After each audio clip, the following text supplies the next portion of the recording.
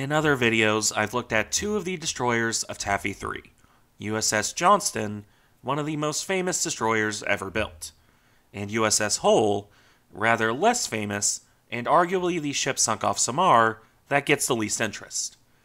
That does, however, still leave one destroyer to look at, the ship that is often overlooked simply because she survived.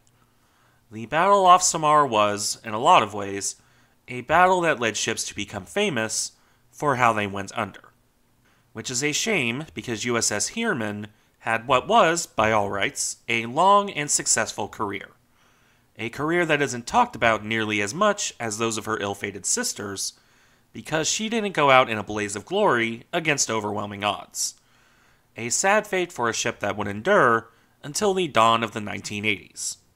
As such, I will go over her history here, so that USS Heermann is remembered as something other than the one that didn't sink. That story began on May 8, 1942, in San Francisco. USS Heermann was laid down that day by Bethlehem Shipbuilding, with a construction period lasting only a few months.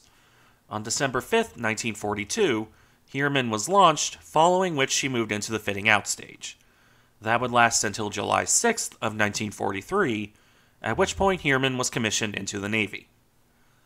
The usual sea trials and post-trial modifications kept her occupied until October 1943.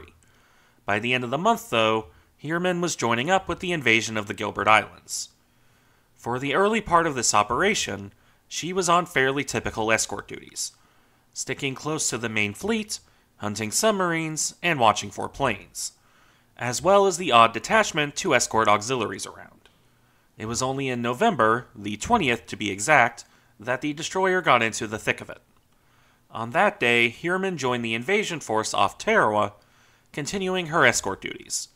These duties would end up involving her sinking a small Japanese ship in the lagoon. Heermann's gun crews operated with cool efficiency, sinking the 100 to 200 ton vessel within 10 minutes of it being sighted. After that, she returned to her position on escort duty, fending off a Mitsubishi G4M bomber. Unfortunately, during the night of the 20th, Heermann managed to do what her sister Hoel did in similar circumstances: run herself aground on a coral reef. Unlike Hoel, however, Heermann was able to work herself free within a few hours by backing herself off at full tide. She didn't require a couple days and multiple tugs to get free. No major damage was done, other than some issues with her sonar gear. The excitement didn't end either, as soon after she worked herself free, Heermann was attacked by another Betty. This time the Mitsubishi bomber dropped a torpedo that the destroyer evaded. Considering it was dropped within 400 to 500 yards, that was some deft maneuvering on the part of Heermann's crew. Following this, for the remainder of the Battle of Tarawa, Heermann provided gunfire support. Such effective support that, at one point, she wiped out a large number of Japanese troops and a machine gun nest on her own. In spite of needing to rearm several times, Heermann's gun crews continued to distinguish themselves here. That being said, with the battle more or less wrapped up by the 23rd of November, Heermann would return to Hawaii. Here she would have some much-needed repairs after so long at sea, and her grounding, while her crew got equally necessary shore leave. This lasted until late January 1944, as Heermann would only return to the war on January 23rd. This time she sailed in support of the Marshall Islands campaign. This would begin with far less excitement, as the only major event of note during the invasion of Kwajalein was when Heermann rescued a flying boat. Specifically, on February 7th, she tracked down a disabled Martin Mariner. Heermann rigged up a tow line and picked up the crew, towing the plane off at a speed of 4 knots, until she handed the plane, and the survivors, off to the minesweeper USS Revenge and returned to Kwajalein.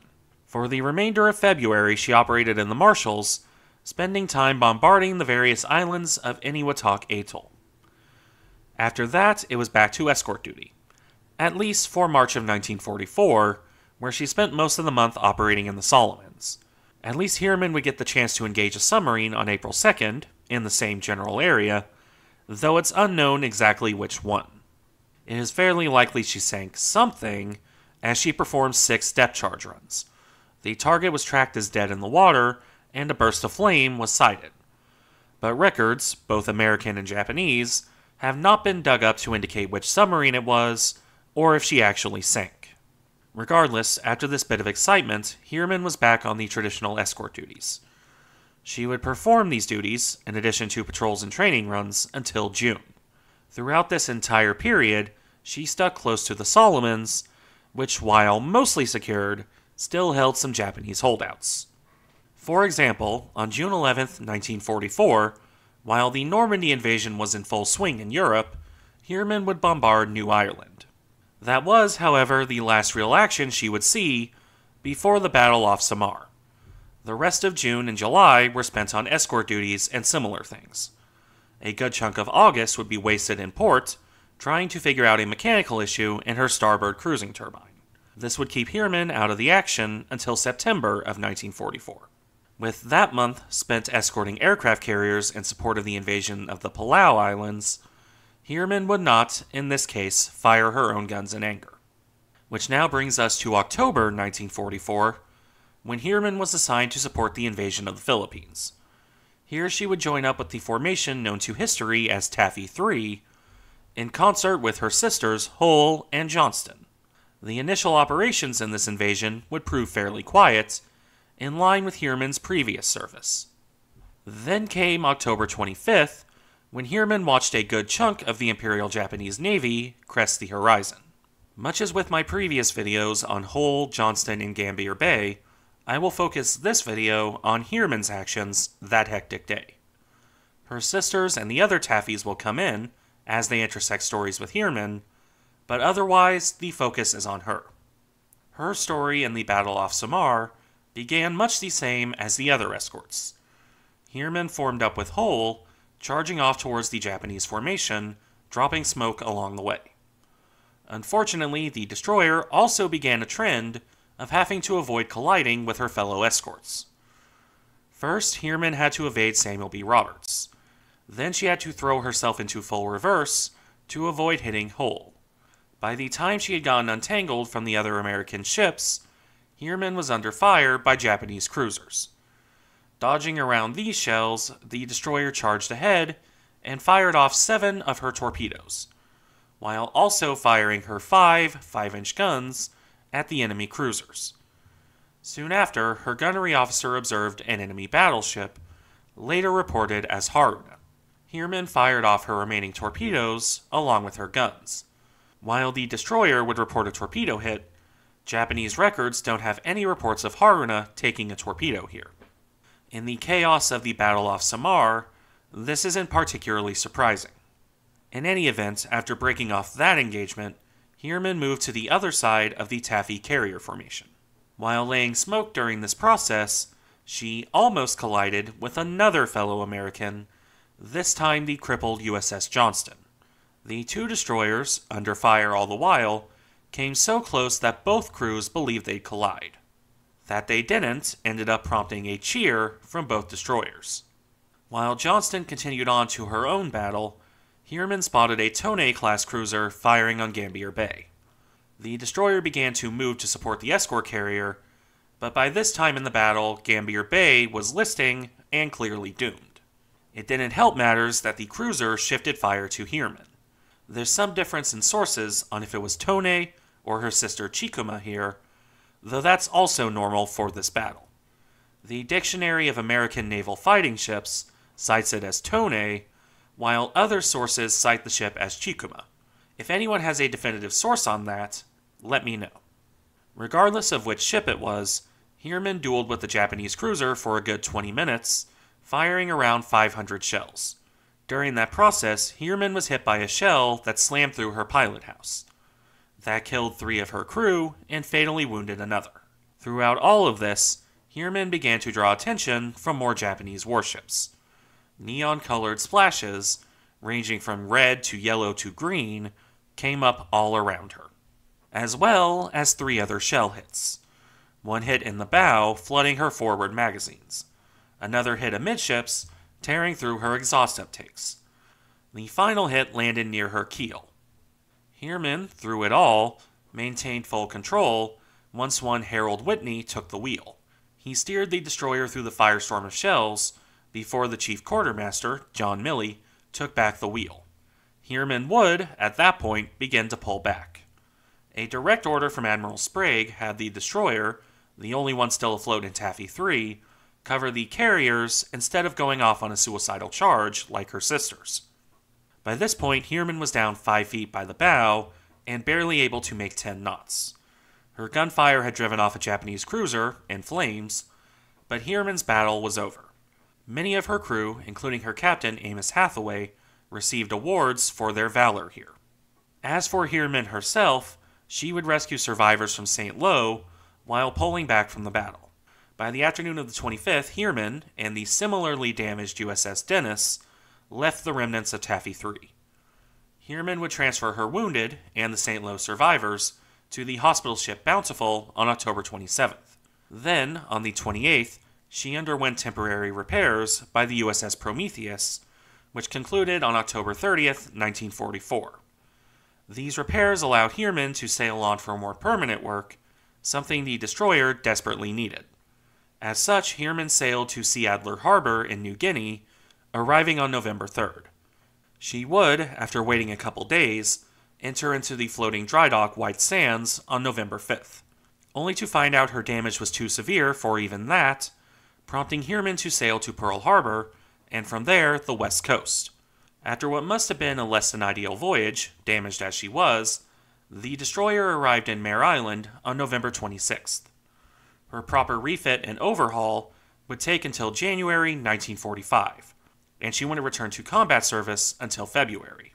The rest of the war would be a far quieter affair for Heermann.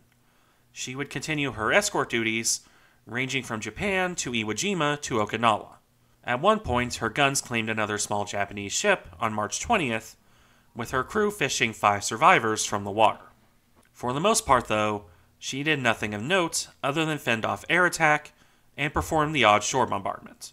There was another exception to the rule, though, when Heermann helped sink the submarine I-56 on April 18th, 1945. Maybe. There's some confusion on exactly who sank that particular submarine and exactly when. If she was sunk on April 18th, though, that means Heermann helped sink a submarine carrying the Kaiten manned torpedoes.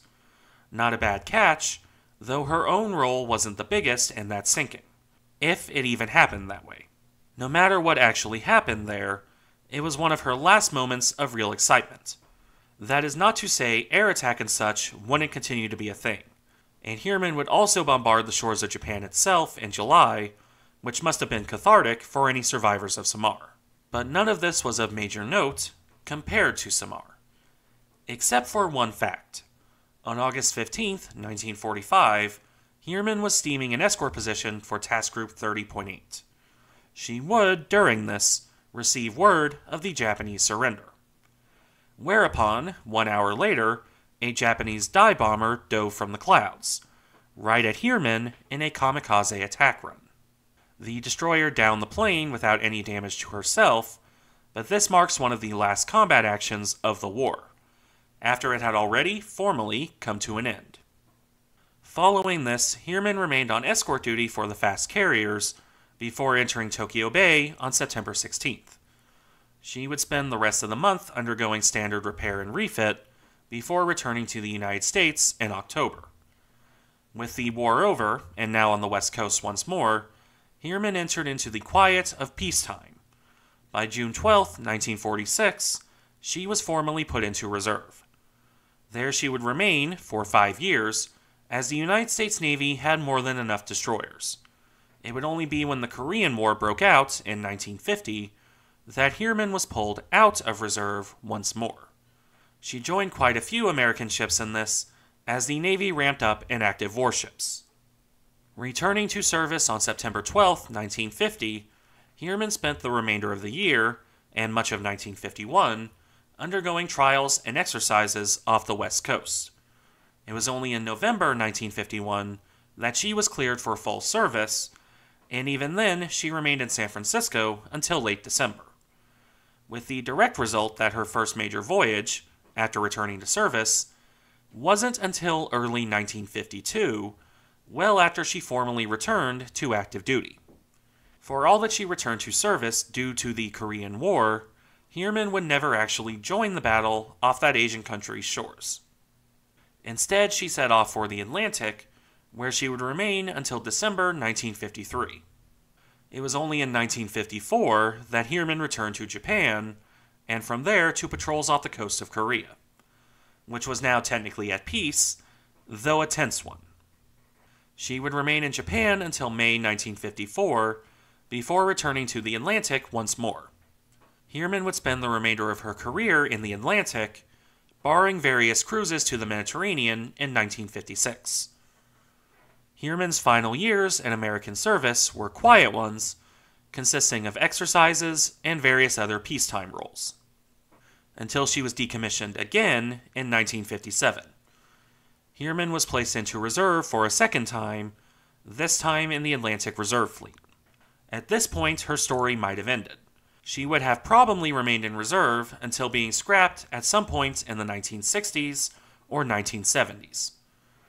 Instead, in 1961, she was loaned to the Argentine Navy on August 14th, commissioned into Argentina's Navy as ARA Brown. I have not been able to find much in the way of detail on her service history here, however. The best I've been able to dig up is that she served on more typical peacetime duties as part of the Argentine 2nd Destroyer Division, patrols, training drills, and port visits, along with exercises with other navies. As it would turn out, Heermann was formally removed from the Navy Register on September 1st, 1975, whereas Brown was decommissioned from the Argentine Navy in 1979, though some sources will say she lasted until 1982. Regardless, the last Taffy endured, if in unassuming roles, until the dawn of the 1980s. Not bad, and something that the crew of USS Heermann should be proud of. Thank you for watching. Remember to like, comment, and subscribe if you enjoy the content, and I'll see you in the next one.